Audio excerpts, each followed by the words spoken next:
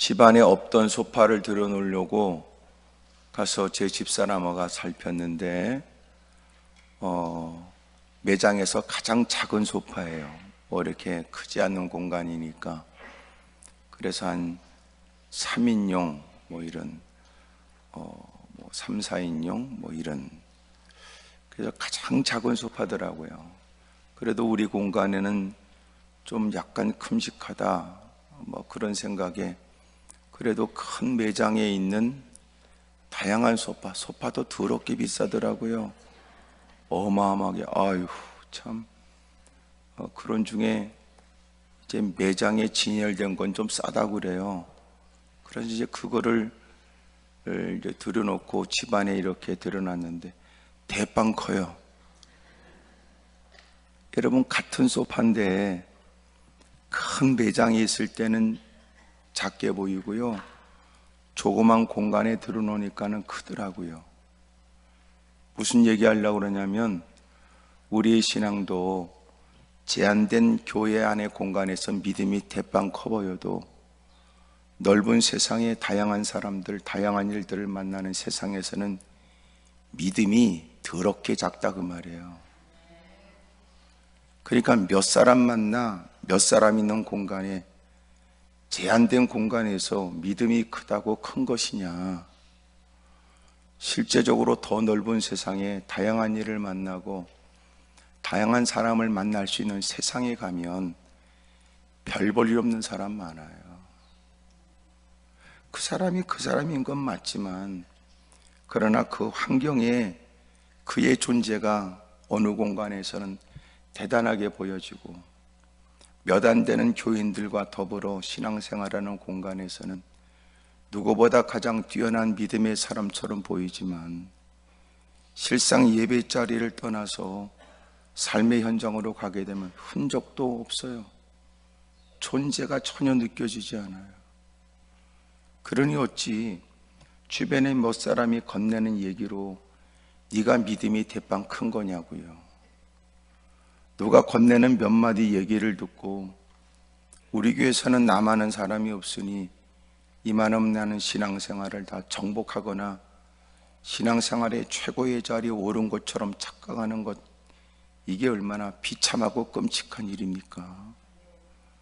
그래서 주님이 우리를 하나님의 전에 다가와 있는 우리에게 누구와 비교되는 사람인데도 불구하고 오히려 주님은 우리를 혹독하게 다루시는 이유 중에 하나는, 실제적으로 우리가 흩어져 돌아가야 될 세상에는 곧다고 믿음 갖고 그 의식 갖고는, 그 신앙의 정도 갖고는 그 모든 일들을 감내하거나 극복하는 게 어렵다는 걸 주님이 아시기 때문에 그래요.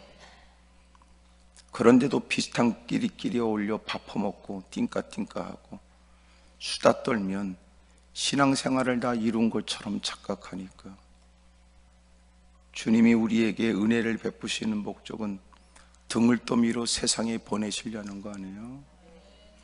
세상이 어딘데요? 이리때가 이글거려요. 예? 여러분, 이리때가 득실거리고 이리때가 여러분 가는 곳곳마다 골목길 모퉁이에서 우리를 기다리고 있고,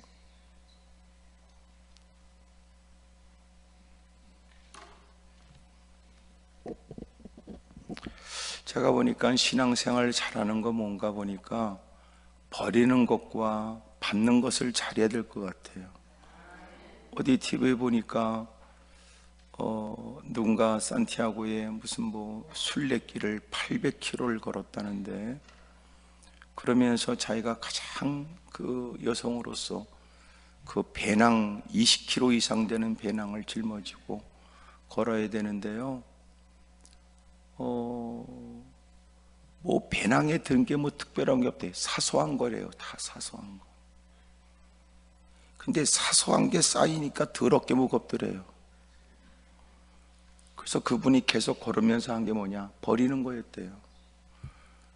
버리는 게 뭐냐, 화장품이고 나발이고 다 버리고, 양말도 여러 개 가지고 다 버리고 2개만 있으면 되고 다 버리고, 거기다가 순례자들이 소위 거기 길을 걸으면서 숙소들이 여러 명이 자는 데서 너무너무 지치고 힘드니까요, 막 코 고는 소리가 어마어마하게 들려도 전혀 상관없고, 다양한 사람들이 왔는데 다 발냄새며 코를 골고 전혀 관계없대요. 전혀.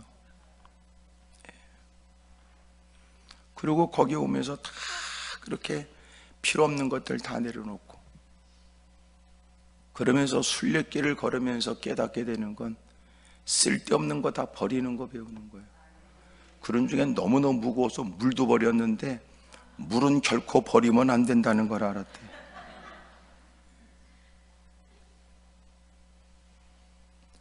여러분, 우리가 신앙생활을 잘하는 게 뭐냐? 버리는 거 잘 배워야 돼요. 버리는 거. 또 하나, 취할 것은 받아야 될 건 받아야 돼요.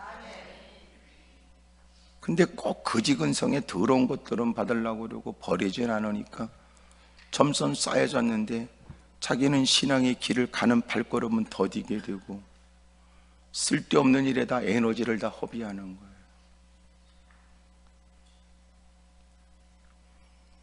오늘 우리가 이만하면 충분할까라고 하는 생각에 하나님 앞에 있는 여러분들이, 저 역시 다를 바 없으나 여러분 주님 앞에서 자신의 신앙을 잘 점검하는 기회가 되기를 바랍니다. 예수님께서 제자들에게 건너편으로 건너가자고 하셨고, 이미도 따르고 있는 무리들을 떠나 예수님을 배에 계신 그대로 모시고 가게 되었습니다. 물론 배 타고 쫓아왔던 사람들은 각자의 배로 동행하는 사람도 있었으나, 많은 무리를 떠나 예수님께서 배에 타셨고 또 배에 계신 그대로 제자들이 항해를 하게 된 거예요. 배를 몰았습니다. 갑자기 큰 광풍이 일어났는데 지중해보다 더 낮은 갈릴리 바다는 예기치 못한 돌풍이 불곤 했습니다. 물결이 배에 부딪혀서 자꾸만 배 안에 물이 들어와요. 열심히 퍼내지만 퍼내는 것에 비하면 계속 물이 차오르게 되니까 그들은 큰 곤란에 빠지게 되었습니다. 여러분도 아무 반응이 없는 것처럼 예수님도 저 배 뒤쪽에 고물에서 베개를 베고 주무시면서 전혀 그런 일에 관해서 남의 일인 듯 주님은 곤하게 주무셨습니다. 급기야 제자들이 예수님께 불편한 심기를 표현해서 왜 우리가 죽게 된 것을 돌보지 않냐고 불편한 심기를 담아 주님께 도움을 청하지요. 주님이 깨어 일어나셨고 바람을 꾸짖었고 또 바다더러 이르시되 잠잠하라 고요하라 했습니다. 불었던 바람은 멈추게 되었고 바다도 잔잔해지게 되죠. 이에 주님이 말씀하시기를 얼마나 무서웠느냐, 얼마나 힘드느냐 이렇게 말씀하지 않았어요. 우리는 조금만 힘들면 교회 안에 들어와서 여기도 아파요, 호해 주세요. 저기도 힘들어요, 호해 주세요. 고집거리 하고 있을 때 주님은 이렇게 죽을 지경에 왜 우리를 죽게 된 걸 내버려 두셨습니까? 퉁명스럽게 말하는 그들에게 오히려 주님은 왜 어찌 곧다구로 믿음이 없냐 이렇게 말씀하신 거예요.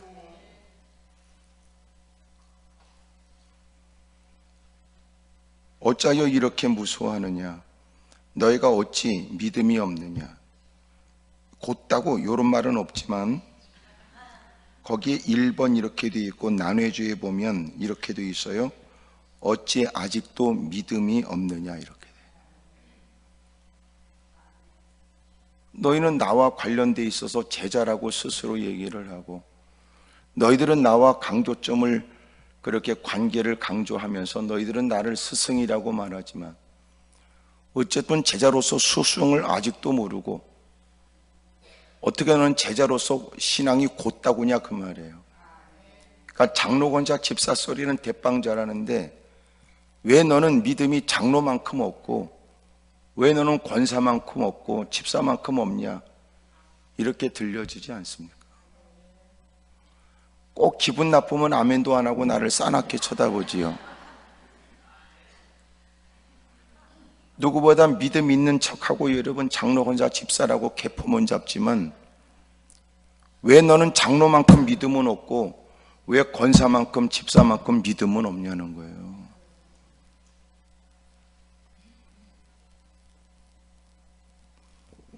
그들이 보면서도 믿어지지 않을 놀라운 일 앞에 마음 가운데 두려운 마음이 생겼습니다.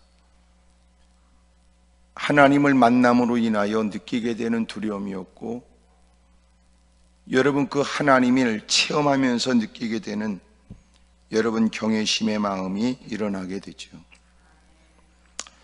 그가 누구이기에 바람과 바다도 순종하는가라고 사람들은 얘기를 했습니다.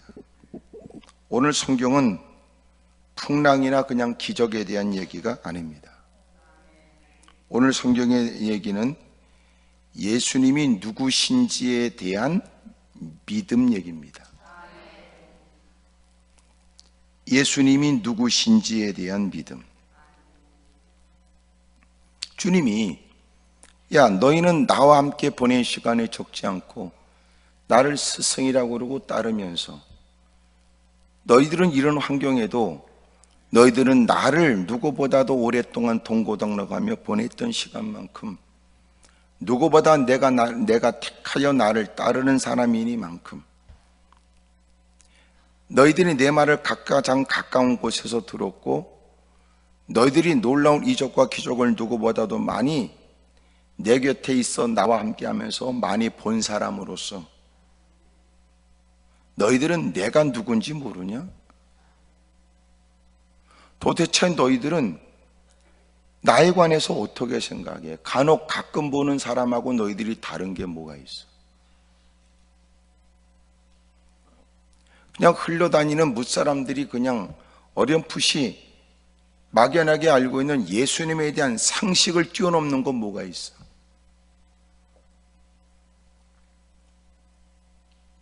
너희들이 나와 보낸 시간이 적지 않은데 너희들이 말하는 믿음은 뭔데?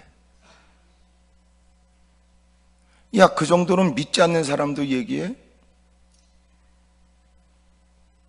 그 정도는 오히려 기독교를 비판하려고 하는 중들도 그런 얘기 그만큼은 얘기해?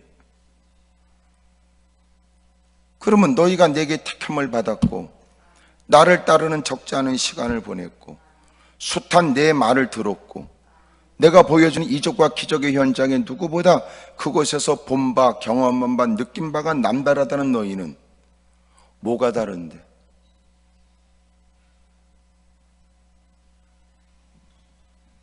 너희들은 어찌 아직도 믿음이 없어? 도대체 네가 말하는 믿음이 뭐야? 주둥이만 믿습니다 소리를 골백번 한다고 믿는 거야?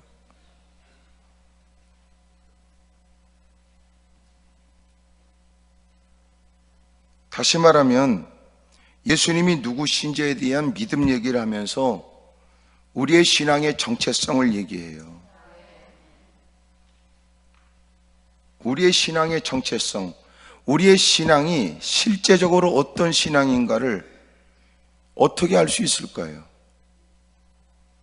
그의 신앙이 진짜 신앙, 얼만큼의 신앙, 바른 신앙인지를 어떻게 아냐고요. 오늘 주님이 그것을 살피면서 깨닫게 하는데 그 첫 번째가 뭐냐면 신앙의 정체성은 첫째, 떠나야 알아요. 어딜 떠나요? 무리를 떠나야 알아요. 36절에 그들이 무리를 떠나 예수를 배에 계신 그대를 모시고 가게 되다가 겪게 된 일이에요. 많은 무리들이 환호하는 그 틈바구니에서 쏘구면 안 돼요. 착각하면 안 됩니다. 관중들의 환호 속에서 착각하면 안 돼요. 뭐가 있는 듯한 거하고 있는 거는 다른 거니까. 예수님이 무사람들에게 대단한 환호 속에 있으니까 그들은 제자로서 우쭐했고 그렇게 무사람들에게 대단하게 불려지는 주님을 따른다고 하니까 뭔가 있는 듯 된 듯 거들먹거리게 되지만 무리들을 떠나 홀로 있으니까 실제적 그의 신앙이 드러나는 거예요. 목사도 마찬가지예요. 여러분하고 같이 있는 거하고 여러분과 떠나 분리돼서 홀로 있는 것과는 다를 수 있어요. 교회 사역자가 그럴 수 있고 교회 열심을 다하는 교회 중직들이 그럴 수 있어요. 교회 안에서 다수의 사람이 으쌰으쌰하고 나는 요새 그거 궁금해 죽겠더라고. 왜 찬송 인도하는 것들이 왜 다 일어나라고 그러는 거야? 난 그거 묻고 싶더라. 왜 그것들은 다 성도들 보고 다 일어나라고 그래? 지네들이 뭔데? 만약 설교 시간에 다 일어나서 들으라고 그러면 뭐라고 그럴까요? 근데 왜 찬송은 찬송하면서 또 다 일어나야 돼? 이유가 뭐? 나는 그거 궁금해 죽겠어. 은혜를 받아 이렇게 주님을 찬양하는 입장에 그냥 그 은혜에 감격에 젖어 가만히 앉아있는 것보단 더 어떻게든지 그 주의 영광을 드러내고자 하는 뜨거운 마음에 자리를 박차고 벌떡 일어나 두 손을 들고 감격에 젖은 모습으로 떨리는 음성으로 주님을 찬미한다는 건 이해가 되지만 왜 다 일어나라고 그래? 난 요새 것들 이상하더라고. 난 그래서 다 일어나라고 해서 난 안 일어났어. 나만 안 일어났더라고.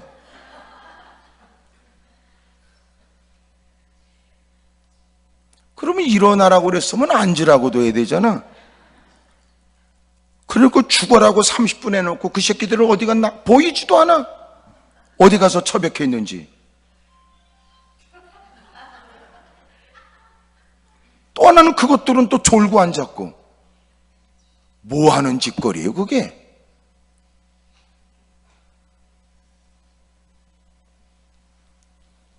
아니 하나님께 예배드리면서 일어났으면 하나님이 직접 말씀했는데 싸가지 없이 앉아있어? 예배 시간에 설교 시간 다 일어나야지. 일어서는 것도 부족하지. 의자 위에 올라가야지. 이게 무슨 사고지 이게? 요새 나는 이상하더라고. 이게 무슨 뭐 감정이야? 이게 무슨 뭐 개폼 잡는 거야? 나는 이해가 안 되더라고. 왜 찬송할 때 다 일어나? 뭐 때문에 그러는 거야? 난 그게 잘못됐다는 게 아니야. 그러면 그거와 또 구분된 설교 시간은 더한 마음으로 애써야 되는 거 아니야? 그 인간은 졸고 앉았고.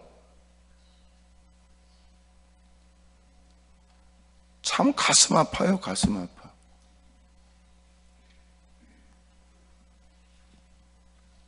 그러니까 제가 볼 때는 찬송은 열심히 해야 되지만 찬송이 끝나는 시간이 아니라는 건 인식해야 찬송 인도자야. 왜 또 아멘이라 그런 거야? 어메라 그런 거야? 찬송으로 예배가 끝나냐고.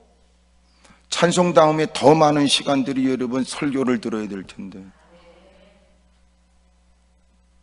찬송으로 하나님께 영광 돌리지만 주님의 들려주는 말씀은 더 진지하고 상쾌하고 집중력 있게 말씀을 들어야 되는 거 아니에요? 사람 다 여러분 진을 빼놓고는 어떻게 설교를 들어요?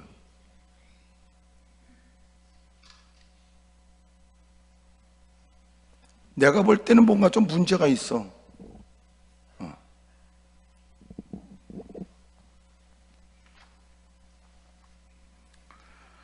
다행스럽게 여러분 찬송도 이렇게 막 일어나서 열심히 열정적 찬송도 부족하다는 마음으로 있다면 얼마나 감사하고, 예배 시간도 촉각을 세우고 진지하게 말씀을 경청하여 깨닫게 하시면 또 더 큰 거라도 헌신하고 어떤 위험이라도 감수하겠다는 마음을 갖는다는 건 가장 바람직하지만 그러냐고요.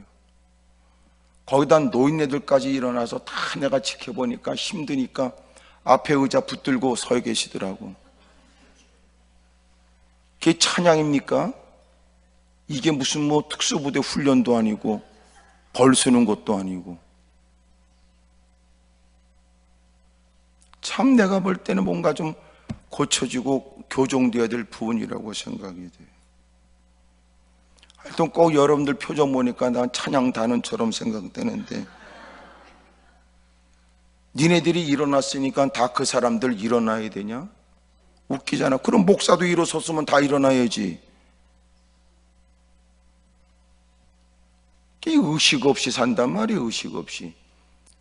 적어도 요새는 콘티 짜는 거 대빵 좋아하니까 전체 콘티를 따지면 네가 누구보다도 시간 구별 몇 초까지 따져가면서 하는 건 멋진 일처럼 보여질지 몰라도, 예배드리는 사람 입장에서는 전체 예배 가운데 주님의 은혜가 임재하고 성령의 역사가 있고 상쾌하고 기쁜 마음으로 예배 처음부터 끝까지를 잘 드릴 수 있도록 그 모든 것들을 잘 만들어야 되는데,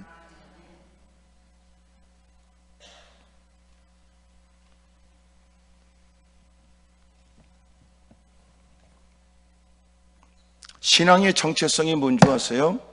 사람들 앞에서 찬양한다니까 네가 대빵 괜찮은 거 아니에요. 놀라운 건 그런 것들은 홀로 있는 공간에 뜨거운 감격과 기쁨으로 하나님을 찬송하는지 모르지. 그러니까 무리를 떠나봐야 돼. 분위기에 섞이지 않고.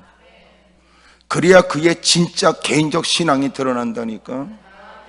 이렇게 여럿이 있을 땐 몰라요. 더불어 아멘하고 이런 부들부들 떨고 악을 써대고 있을지 몰라도, 예배가 끝나 구석에 처박혀 있으면 모른다니까. 한숨 쉬고 탄식하고 주님이 계신지 그따고 얘기하고. 그래서 제가 하는 얘기예요. 언제나 우리는 신앙생활 홀로도 잘하고 더불어도 잘해야 돼. 근데 문제는 더불어는 잘하는데 홀로가 안 되고, 홀로는 되는데 더불어가 안 되니까 그게 여러분 병든 신앙이라고. 요새는 신앙이 좋다 나쁘다 따지지 않고 건강한가 이런 얘기 하잖아요. 더불어 같이 여러분 예배에 그렇게 진지하고 임했다면, 홀로 있는 공간에도 여러분 하나님이 의식되어져 이미도 내 안에 계신 성령께서 허락하신 은혜에 날마다 밝은 빛이 있고, 그 환경으로 이해할 수 없는 미소도 있고, 그의 형편으로 이해할 수 없는 거룩한 열정에 어떻게 하면 더 주님을 기쁘시게 할까 고민하는 모습도 있어야 되는 거 아닙니까? 진짜 신앙의 정체성은 언제 알아요? 사람들과 떠나봐야 하는 거예요. 떠나봐야.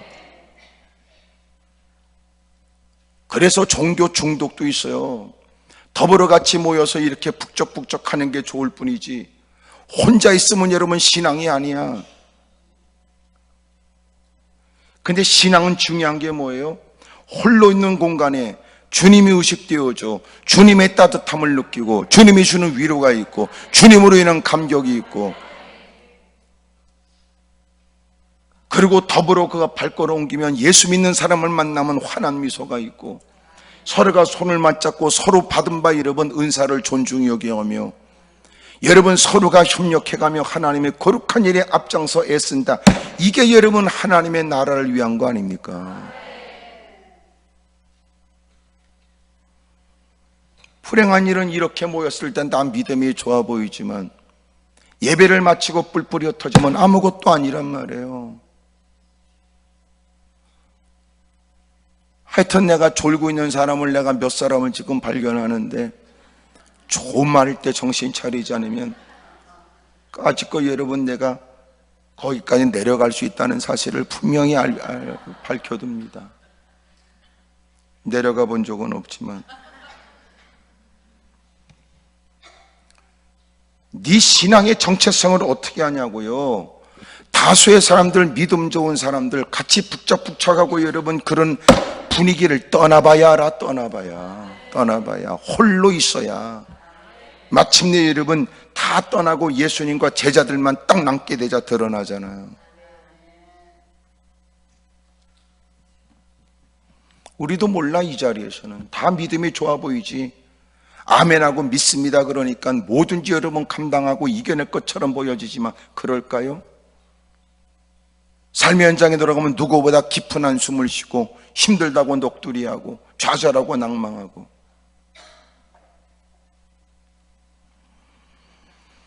오늘 주님이 우리에게 가르쳐주는 건 뭐예요? 신앙의 정체성은 떠나봐야 드러난다는 거예요. 떠나야, 사람들이 다 떠나야, 홀로 있어야 정말 자기가 자기의 신앙으로만 극복할 수 있는 그 때와 그 어떤 일들을 만나면 드러난다는 거예요. 더불어가 아니에요. 네 신앙으로, 네 믿음으로 극복해야 될 난간이 있다는 거예요.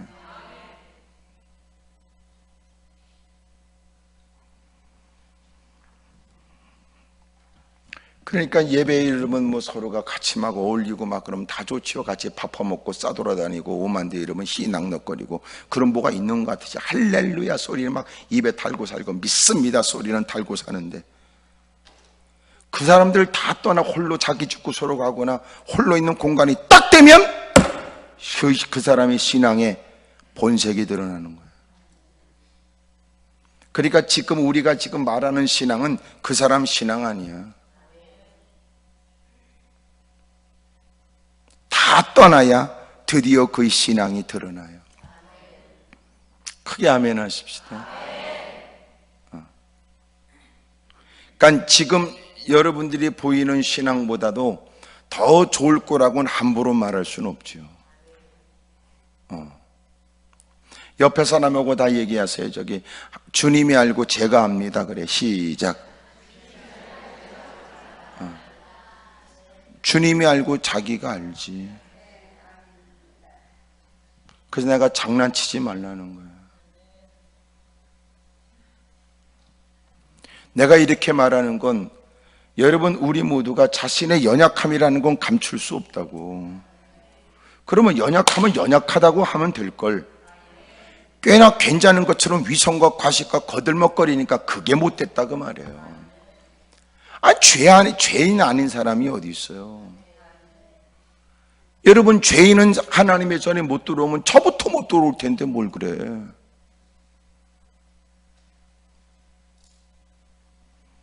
그러니까 주님 앞에 너는 깨 같으냐 뭐 이렇게 따질 게 아니라 그저 한결같이 다가와 주님 우리는 떼먹걸룩진 인생인데 주여 우리를 불쌍히 여겨주십시오.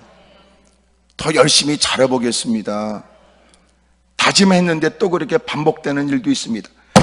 부끄러운 줄 알고 회개하고 용서를 구하면 주님이 기뻐하지요. 또 우리도 이해하잖아. 우리가 볼 때 가장 여러분 역겨운 인생이 누구예요? 뻔뻔한 거 아니야? 간혹 이럴 때 없어요? 설교 시간에 설교를 들으면서 우리가 딱 느끼는 건 말씀을 통해 자기를 살피지만 때로는 여러분 저 말씀을 딱 들으면서 누군가를 자꾸 눈길을 두는 경우도 없지 않아 있겠지. 누군가가 저 말씀에 반응을 보여야 될 사람이 누군가가 있다 이렇게 느껴질 때도 있잖아요. 근데 어떨 땐 난감한 건 그 인간은 전혀 끄떡도 안 하는 거예요. 내가 한번 그런 얘기 했지요. 뻔뻔한 인간을 이길 방법이 없대요. 뻔뻔한 인간은 누구도 이길 방법이 없대요.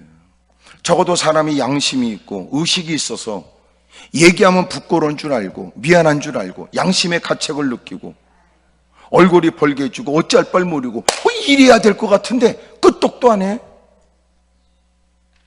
이 인간을 누가 이기겠냐고. 거기까지 그런 데다가 나이까지 퍼먹어요? 이건 천하무적이지 뭘 그래. 누가 그 인간을 이기냐고.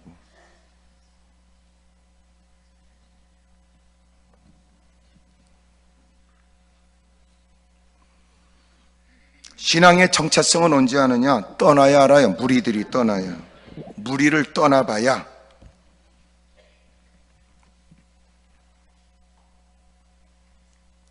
두 번째가 뭐냐면 신앙의 정체성은 고난을 만나야 알아요. 큰 광풍이 일어났어요. 여러분 광풍이 아니에요. 큰 광풍이에요. 알고 있어도 이길 수 없고 경험이 있어도 또 대책이 없는 큰 광풍이에요. 어려움을 만나자 그들이 할 수 있는 건 뭐였어요? 불평하고 원망하는 거예요. 왜 우리가 이렇게 고난과 어려움을 겪는데 왜 주님은 우리의 고통과 시련에 관해서 관심을 갖지 않는지에 관해서 그들은 퉁명스럽게 주님께 도움을 청해요. 무사람들은 낯선 사람이 다가와도 그들의 고통과 어려움을 외면하지 않으시는 것 같은 주님이 어쩜 우리를 제자라고 불러 주님이 친히 가자고 하셔서 같은 배를 타고 가는 중에 겪는 이 시련과 고난에 관해 주님은 왜 관심을 갖지 않으며 왜 우리가 이렇게 고난과 역경을 만나야 되는지, 오히려 주님은 그 고난을 통하여 주님과 보냈던 그 시간이 얼마나 가치 있는가를 증명하라는 뜻이었지만, 제자들의 입장에서는 왜 이런 고난과 시련을 만나야 되는지에 관한 의문만 가진 거예요. 적지 않은 시간을 보냈으면 주님을 아는 듯한 모습도 보여야 되는 거 아니에요? 고난을 만나면 그의 신앙의 정도가, 분량이, 신앙의 정체성이 드러나요.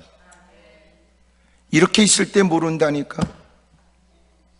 자기 밥그릇을 누가 건든다 그러면 여러분 드러나지요.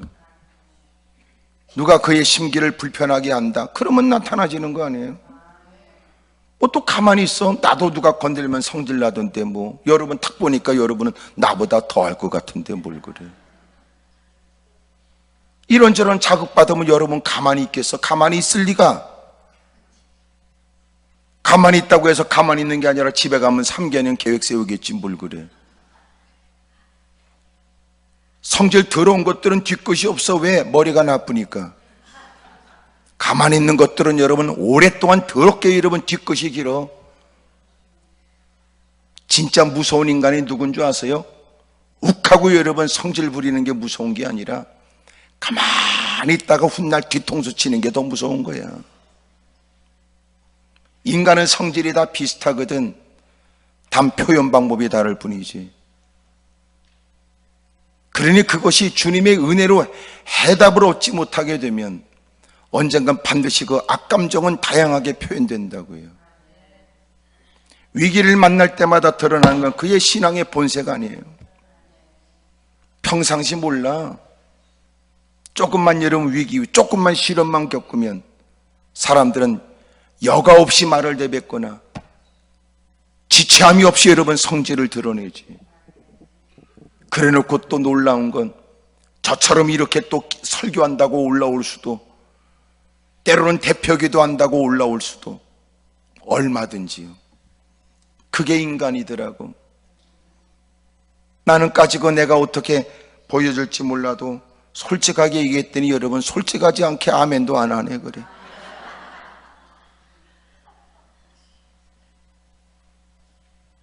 오늘 여러분 이렇게 착해 보이는 건 누가 안 건드려서 그럴 뿐이지.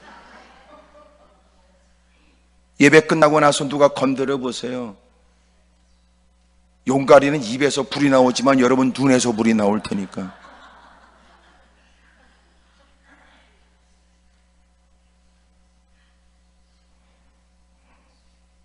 가끔 여러분 예배 잘 드리고 나가다가 서로가 여러분 무슨 뭐 차 때문에 여러분 서로가 실랑이 버리고 막 악을 써대는 인간도 가끔 있거든.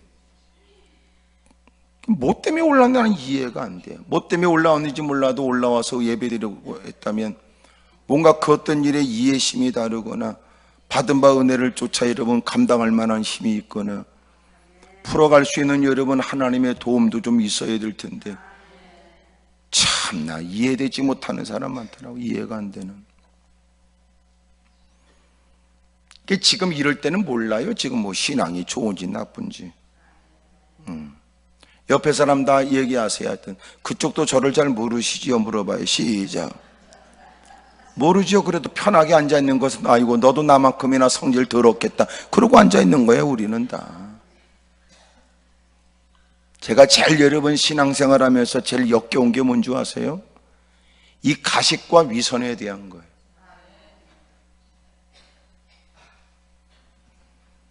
병원에 가서도 여러분 지 실상을 다 드러내고 다 이래저래 하라는 말에 꼬박꼬박 별짓을 다 하면서도 웃기는 건 병원에서 안 되는 일 하나님의 도움을 받겠다고 다가오면 더럽게 자기 몸뚱아리를 싸고 돈다고.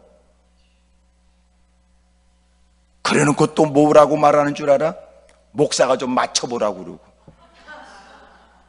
미친 것들 아니에요 그런 것들이. 무슨 뭐 목사가 뭐 신비해서 좀 나를 좀 알아맞혀보라고 그러고. 그러니까 뭔가 좀 여러분 지금 잘못된 거지요.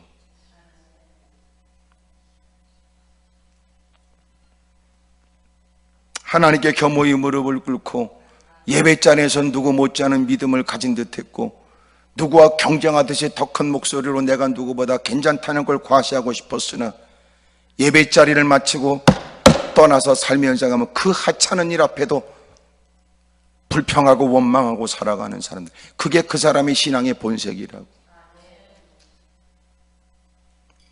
이런 일이 반복됐던 세월에 더 이상은 이렇게 살 수 없다는 마음으로 이제는 예배자리에 누구도 이해하지 못하는 눈물 배어진 기도가 필요하고 사력을 다하고 몸부림치면서 하나님, 나 더 이상 이렇게 부끄러운 삶을 반복할 수 없고 나도 좀 진실된 믿음의 삶을 살고 싶습니다. 여러분, 누군가 여러분 겉으로 올 때 무슨 죄가 많이 있나 이런 생각 들지 모르지만 죄가 많아서가 아니야. 주님 앞에 여러분 감출 수 없는 받은 바 은혜에 비하여 내가 한 일이 적고 죄송스러운 마음에 눈물을 쏟기도 하니 끔찍하고 못된 짓을 해도 인간이 여러분 눈구녕이 뽀송뽀송할 때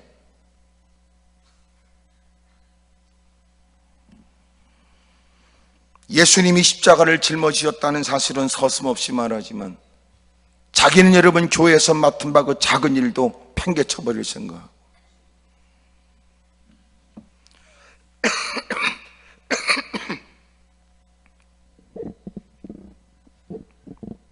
내가 이렇게 기침하는 건 여러분 왜 그렇게 달라지는 게 없는가에 대한 분노 때문에 그런 거 아니에요. 요새 감기 기운 때문에 그런 거지. 여러분, 신앙의 정체성은 무리를 떠나봐야 알고 신앙의 정체성은 고난을 만나봐야 알아요.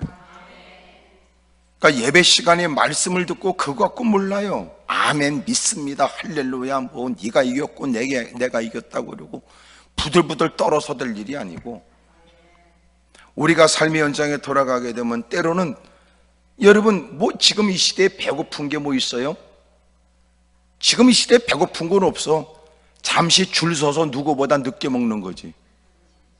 그걸 못 견뎌하는 거예요. 우리는 교회 식당에서 왜 싸우는가 보세요. 밥을 안 줘서가 아니야.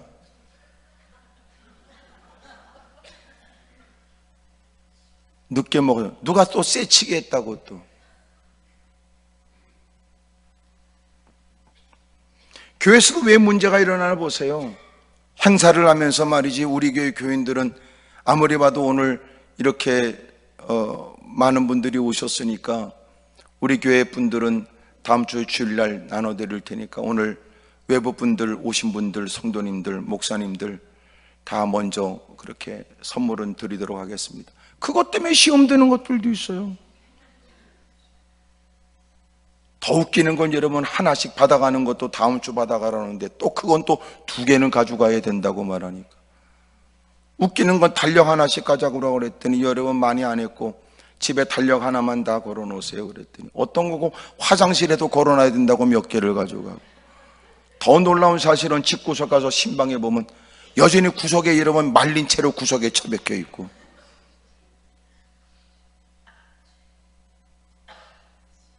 하여튼 욕심은 더럽게만 해도 거지근성입니다. 거지근성. 옆에 사람하고 다 물어봐요. 그쪽도 그런 사람 본 적 있냐고 다 물어봐요. 시작. 좋은 말 할 때 물어봐요. 다 비슷하니까.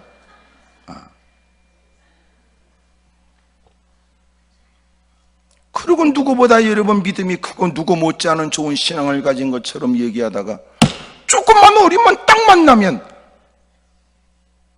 누구보다 먼저 자빠지고 누구보다 먼저 튀고. 그러니까 이단과 사이비가 교회를 우습게 여기는 거야. 장로권사 집사라면 누구보다 교회 사랑하는 마음이 남다르고 교회 출입한 횟수가 있으니 누구보다 견고한 믿음의 사람인 것처럼 보여져도 마침내 교회가 예기치 못한 일에 이런저런 얘기가 막 들려질 때 딱 제자리에 서서 교회를 지키고 목사님을 중심으로 해서 일사불란하게 대처하고 대응하고, 이런 게 안 되니까 여러분 이단과 사이비들이 들끓지요. 난 여러분 때문에 교회가 더 부흥되길 바라요.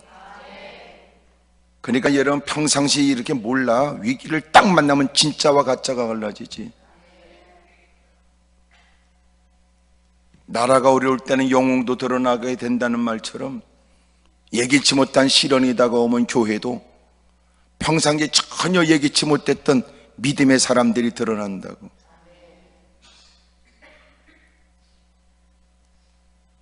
어느 미국에서 같은 여러분 옆에 동네 같은 농장인데 꼭 여기는 그 감자를 같이 심어서 파는데요, 이쪽 감자는 더 비싸게 판다는 거야. 그래서 다른 농장에 있는 사람이 우리가 먼저 가서 팔자. 그래서 막 그냥 얼마나 애쓰는지 고속도로로 달려가지고 그리고 먼저 가서 감자를 내려놓고 파는데도 불구하고 이쪽 집이 더 비싸게 팔더라는 거지. 근데 이쪽 집은 어떡하냐? 일부러 빠른 길을 가지 않고 일부러 비포장도로 길을 간다고 그러더라. 털털털털거리라.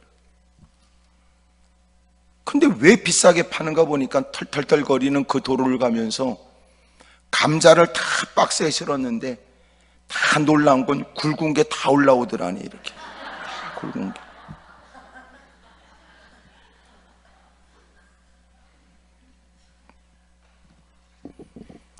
여러분 신앙도 마찬가지. 교회 흔들면 거지 같은 것들은 보이지 않고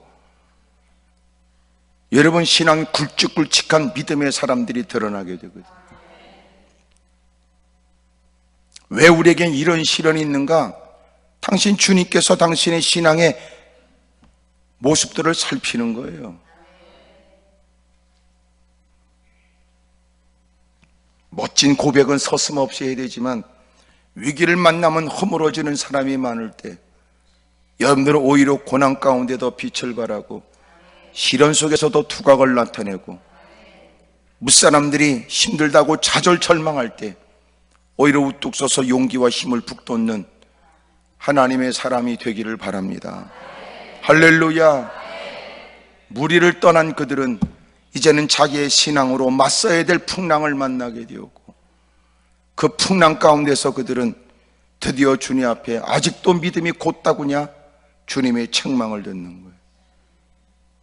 따르겠다는 것은 누구와 비교되는 열정처럼 보여줘도 다른 세월이 있다면 남달리 주님께 대한 인식이 남달라야지.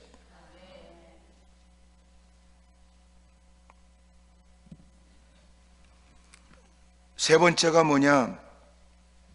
그것은 여러분 침묵의 시간, 인내의 한계를 느꼈을 때 여러분 그들의 신앙의 정체성이 드러나요. 여러분 그들이 얼마 동안 애를 썼습니다.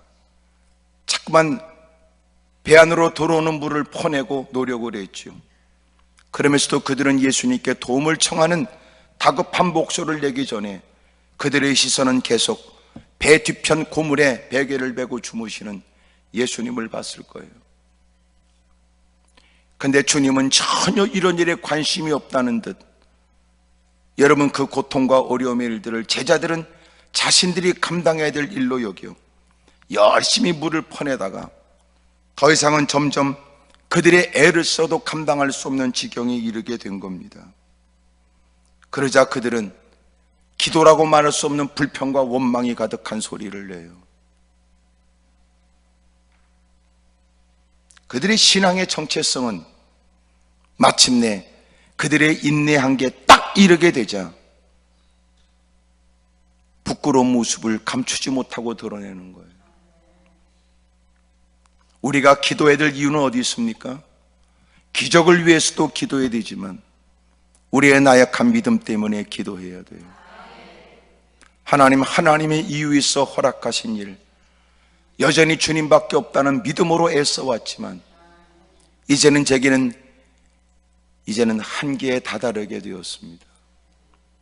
하지만 그렇다 하여 내가 좌절하거나 절망하는 것은 지금까지 애써왔던 걸 내 스스로 엎어버리는 일이니 끝까지 이겨낼 수 있도록 제게 힘을 주십시오. 나의 연약함을 살펴 주님 저를 붙들어 주시고 끝까지 결코 우리를 외면하지 아니하시는 주님이 일에 또한 조치해 주실 그날까지 내가 이겨내도록 힘을 주십시오. 충분히 내가 감당할 수 있는 일로 여겨지고, 여러분, 우리는 우리를 잘 몰라요. 오늘 우리가 예기치 못한 일을 해야만 된다면 그것은 해보지 않던 일이니 우리는 버겁고 귀찮거나 피곤하거나 괴로운 일일지 몰라도, 그러나 우리가 감당할 수 없는 일이라고는 말할 수는 없지요. 얼마든지 할 수 있어요. 단 우리는 싫어, 귀찮아, 싫어, 피곤해, 싫어, 굳이 땀 흘리고 싶지 않아. 하지만 그렇다고 해서 할 수 없는 일은 아니에요. 얼마든지 할 수 있지. 근데 우리가 못된 마음에 그냥 쉽게 포기해버리고 쉽게 절망해버립니다. 그런 중에 하나님, 제가 예기치 못한 일 당황스럽고, 해보지 않는 일, 쓰지 않던 근육을 써야 되고, 생각지 못한 일에 마음도 불편하긴 하지만, 주님, 제게 힘을 좀 주십시오. 어려운 건 사실이지만 아직도 제 한계는 아닙니다. 힘든 건 사실이지만 할 수 없는 건 아닙니다. 그러나 주님은 내가 마지막 최선을 다하고 나서 그 마지막에는 주님이 우리에게 긍휼을 베푸시고 자비를 베풀어 내가 힘의 한계에 부딪히면 피할 길도 열어주실 줄로 믿습니다.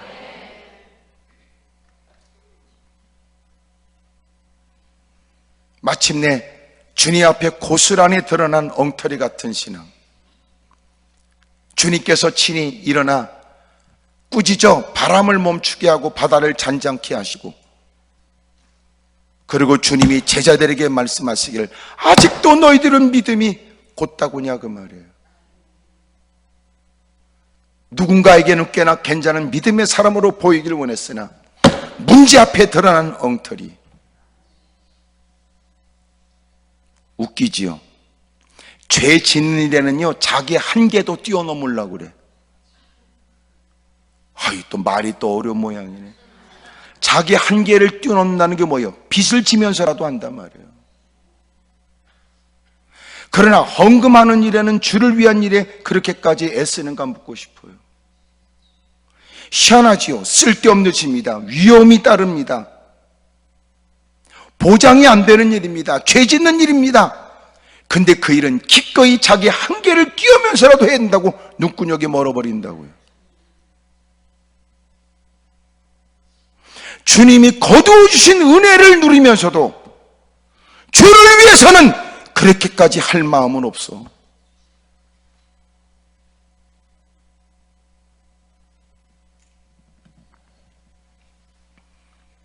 원인이 어디 있어요? 예수님이 누구신지에 대한 믿음이라니까. 예수님은 말씀으로 천지를 창조하고 지금도 주님은 운행하시고 섭리하시고 통치하시고, 주님이 그런 분이세요. 우리가 삶의 현장에서 보이는 나약한 모습들은 우리가 겪고 있는 문제에 대한 게 아니에요. 우리가 한숨 쉬고 좌절하고 절망하는 것은 주님께 대한 믿음의 문제지. 소위 이런 거예요. 너는 주님을 어떻게 믿느냐는 거예요. 너는 주님을 어떻게 믿느냐는 거예요. 가자고 말씀하신 주님 바닷속에 확 다 죽여버릴 주님이라고 너는 생각하냐? 주님이 우리를 죄 가운데 건져내 주시고 그것에 비하면 그 적은 것을 아뢰고 구해도 주님이 응답하지 않고 그것으로 확 죽여버리시는 주님이겠느냐?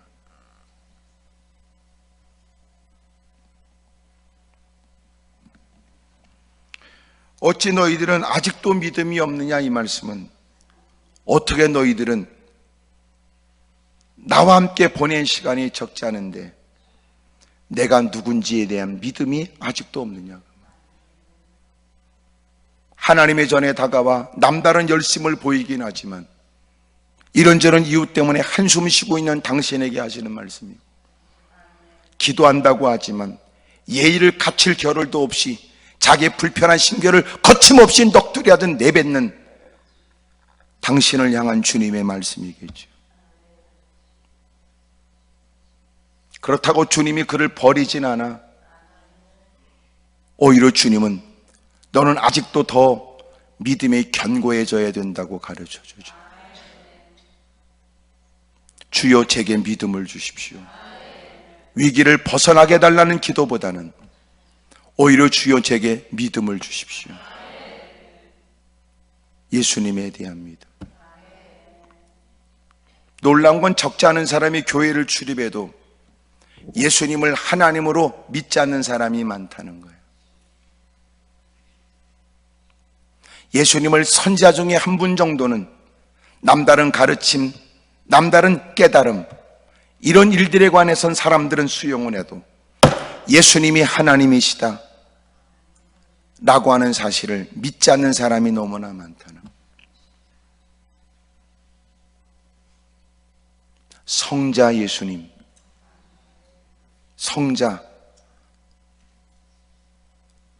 여러분 하나님으로서 하나님의 아들로서 천지를 창조하는 게 예수님이 하셨고 마침내 여러분 심판자가 되시는 분이 예수님이시오.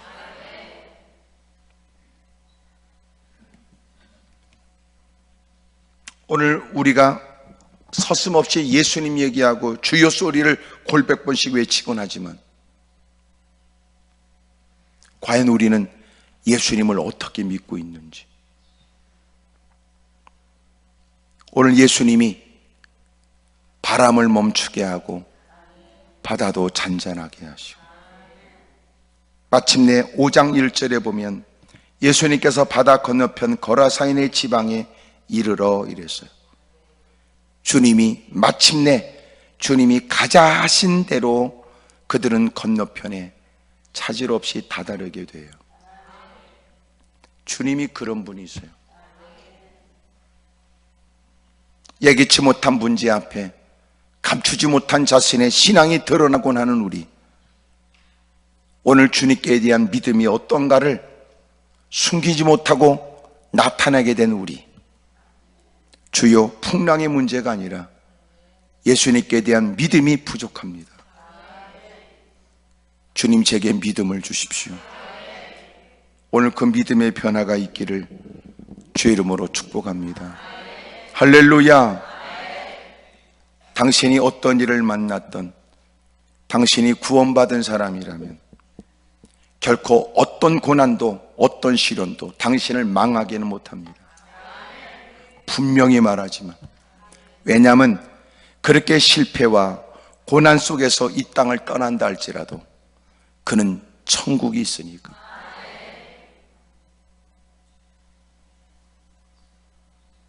예수님을 믿는 사람은 망할 리가 없습니다. 망할 리가. 만약 당신이 이 땅에서의 성공에 대한 개념만 갖는다면 천국을 배제한 채 누군가 다수의 사람들이 어떻게 보여지느냐 체면체통만 따지고 있다면 몰라도 우리가 하나님을 알고 예수님을 믿는 사람이라면 마침내 천국이 있다고 확신한다. 결코 망하지 않습니다. 그런 중에 주님은 이 땅에서도 우리에게 놀라운 일을 베풀어 주세요. 풍랑은 또 불겠지요. 타고 있던 배는 위태로운 지경에 빠질지도요. 지금까지 경험하지 못한 특별한 일이라고 말하게 되는 어려움이 있을지도 몰라요. 그럼에도 불구하고 여러분, 주님을 믿는 믿음이 흔들림이 없길 바라고, 누구보다 주님에 대한 지식이 확고하여 원망하거나 불평하는 일이 없기를 축복합니다. 할렐루야. 오히려 위기 가운데 자신의 나약한 믿음이 드러나는 것 같아 회개하고, 그만한 문제 앞에 내가 이렇게 좌우를 분별하지 못한 채 처신하지 못하는 부분을 죄송스럽게 생각합니다.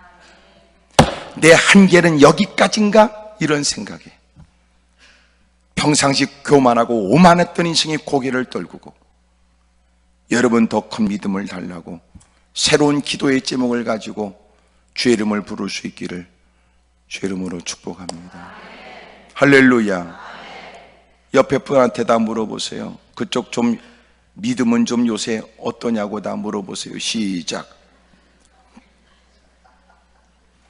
대답 안 하는 건 본인도 잘 모르겠다는 뜻으로 이해를 하고, 오늘 여러분 우리의 신앙에 변화가 있길 바랍니다. 그런 거 보면 참아내고 견뎌내고 이겨내는 것은 주님께 대한 믿음 정도에 의해서 차이가 나요. 이만큼 참았으니 그래도 해결 안 되면 나도 할 만치 했어, 이럴 때 나는 끝까지 참을 거야 라고 하는 건 주님에 대한 지식 차이잖아요. 그 믿음 차이. 이만큼 했으면 충분하지. 누군가는 말하기를, 열심히 사력을 다해 기도하는 집사한테, 집사님 기도 그만큼 하면 됐어. 쥐가 뭔데 됐대? 야, 네가 내가 엎드려 기도하는 모습 보고 감동받았는지 모르나? 야, 나는 너한테 인정받으려고 기도한 거 아니야? 나는 주님께 응답받으려고 기도한 거지. 네가 뭔데 됐다고 그래? 네가 하나님이냐? 나는 주님이 됐다 하실 때까지다. 그러니까 그만큼 됐네, 이 말은 얼마나 기도하느라고 애쓰고 힘쓰고 누구보다 더한 열심을 보였다는 뜻이라고 이해는 되지만, 누군가는 그래, 나도 그만둬야지, 나도 지쳐있던 처지에 저 사람이 그렇게 말하면 나도 그만둬야지 라고 생각할지 몰라도, 누군가는 그런 얘기에 개의치 않고, 그는 주님께 대한 지식이 있고 주님께 대한 믿음을 갖고, 주님이 구하라고 하신 바 일에 관해 주님이 판결을 내려주시고, 일에 관해 주님이 제게 분별케 해주십시오. 한 걸음만 더 나아가도 인생이 달라지는. 어디 여러분 지나다가 보니까 써 있더라고. 좀 더 가까이 오면, 좀 더 가까이 오면 열립니다 그랬더라. 예? 자동 셔터문이 말이지 자동으로 올라가고 내려가는 모양이야. 그 셔터문에다가 이렇게 써놨다고. 조금 더 가까이 다가오시면 열립니다 이렇게 써 있더라. 마치 주님이 인내 한계를 느낄 때 한 걸음 더 내딛는 모습에 주님은 드디어 열어주실지도 모르죠. 아멘입니까? 자꾸 우리가 나약한 마음에 좌절하고 절망하는 거예요. 주님이 되게 하시기를 기대하고 시작한 기도, 됐다 할 때까지 멈추지 않겠다고 힘써왔던 시간에 누군가가 됐다고 했다는 게 응답이냔 말이에요. 누군가는 그 정도로 충분하다고 말할지 모르지만, 정작 주님께 대한 남다른 지식과 믿음을 갖고 있는 사람은 주님이 내게 기도하라고 하셨으니 주님이 이 일에 관해서도 멈춰야 될 건 역시 주님이 결정할 일. 오늘 저와 여러분들에게 주님이 들려준 음성은, 넌 아직도 믿음이 아직도 그렇게 작으냐? 아직도 믿음이 곧다구냐? 이렇게. 누구보다 주님을 더 잘 아는 것처럼 믿으십시다. 크게 아멘 하십시다. 주님을 잘 아는 것처럼 신앙생활 하십시다. 잘 아는 것처럼 떠버리지 말고 잘 아는 것처럼 신앙생활 하자고. 누군가는 불평 원망할 일이요 자지러지게 악을 써대며 탄식할 일에 그는 달랐다. 같은 주님을 섬기는 것 같아도 그는 내가 알지 못하는 주님의 뭔가를 아는 것 같다.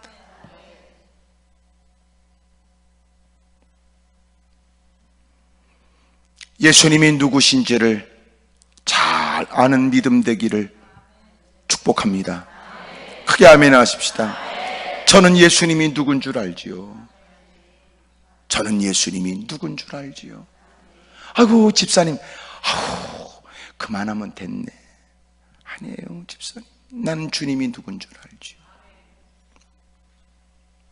아이고 이제는 다 그만둬도 사람들이 다 이해할 거야. 저는 주님이 누군 줄 알지요. 당신이 기도하라고 해서 시작된 기도가 아니라 주님이 기도하라고 해서 시작한 기도. 주님이 좀 더 응답을 유보하시는 것처럼 보여지고 주님의 역사를 좀 더 뒤로 미룬 것처럼 보여지지만 그럼에도 불구하고 반드시 주님은 역사해 줄 겁니다. 오늘 저와 여러분도 그 믿음이 있기를 바랍니다. 기도하겠습니다. 무릎을 꿇고 두 손을 가슴에 얹지요.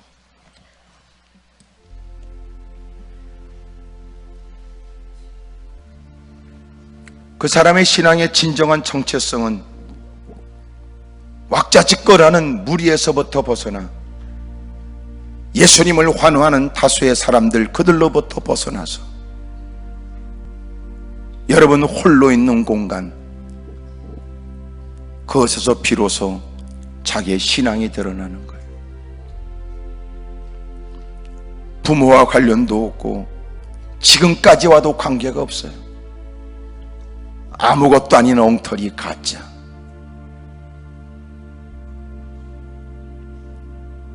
그러면서도 부끄러운 줄도 모르고 겁없이 살아왔던 인간.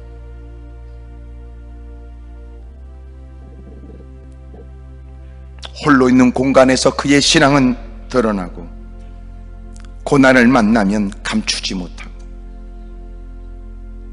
주님이 아무 말씀하지 않는 침묵의 시간, 인내가 필요할 때 그의 모습은 드러나게 됩니다. 두 손을 높이 들겠습니다. 당신은 예수님의 얼만큼 지식을 갖고 있는지, 주임을 어떻게 믿고 있는지. 오 주님, 제가 믿음 없는 걸 용서해 주십시오. 비로소 주님은 말씀 한마디로 육지에서뿐만 아니라 바다에서도 모든 것들을 말씀 한마디로 통제하시는 하나님이라는 사실을 그들은 경험하며 놀래지요. 두려운 마음이 들었습니다. 이분이 누구신가? 선생님이라고 쫓아냈던 그 주님이 바로 주님이었습니다. 우리가 입버릇처럼 외쳤던 주님이 당신의 모든 것들을 주관하시는 분이시지요. 주님을 크게 세 번 부르고 통성으로 간절히 기도합니다. 주여 주여 주여